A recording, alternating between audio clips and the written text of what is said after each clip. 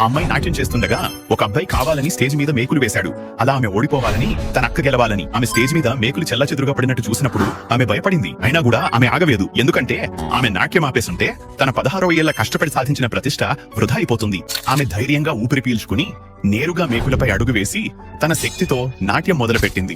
దాంతో ఆమె కాళ్లు రక్తంతో నిండిపోయాయి. అయినా కూడా ఆమె నాట్యం ఆపలేదు. ఆమె ప్రదర్శన అంత అందంగా ఉండడంతో అన్ని పోటీదారులు ఆశ్చర్యపోయారు. మొత్తం హాల్ చప్పట్లతో మార్మోగింది. అయితే ఆమె ప్రత్యర్థి అయిన ఆ తెలివైన అమ్మాయి నిశ్శబ్దంగా ఆమె దగ్గరకు వచ్చి ఆమె ప్రదర్శనను ఎగతాళి చేయడం ప్రారంభించింది. కానీ ఆ అమ్మాయి స్పందించలేదు. జడ్జి ఫలితాన్ని ప్రకటించేందుకు రాగా ఆ అమ్మాయి ఫలితాన్ని చూసింది. అందులో తానే విజేత అని రాసి ఉంది. కానీ ఫలితాలు ప్రకటించినప్పుడు విజేతగా ఆ హృదయహీనమైన అమ్మాయిని ప్రకటించారు. గర్వంగా ఒక ధనిక కుటుంబానికి చెందినవాడవడం కూడా ఒక ప్రతిభే అని ఆమె చెప్పింది. ఇది విని ఆ అమ్మాయి చాలా కోపంగా మారి పోటీలో మోసం జరిగిందని చెప్పి అందరి ముందు న్యాయ నిర్ణేతలను బహిర్గతం చేస్తుంది.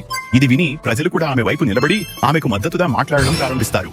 అందుకు ఆ మహిళ తన సహాయకుడికి ప్రేక్షకులను బయటకు పంపమని సంకేతమిస్తుంది.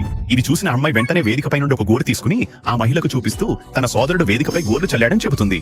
రెండు అమ్మాయిలు గొడవ పడుతున్నప్పుడు నిజానికి హృదయం లేని అమ్మాయి తల్లి అయిన ఆ అమ్మాయి ఛాతిపై సీతాకోకచిలుక ఆకారంలో ఉన్న మచ్చను చూసి షాక్కు గురవుతుంది. ఎందుకంటే నిజానికి ఈ అమ్మాయి ఆమె కోల్పోయిన స్వంత కుమార్తె.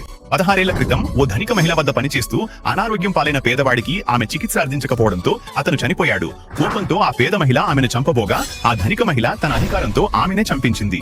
చనిపోయే ముందు ఆ పేద మహిళ రహస్యంగా ఆసుపత్రిలో తన కుమార్తెను ధనిక మహిళ బిడ్డతో మార్చేసింది. తన బిడ్డ ఉన్నత వర్గంలో పెరగాలని ఆశించింది.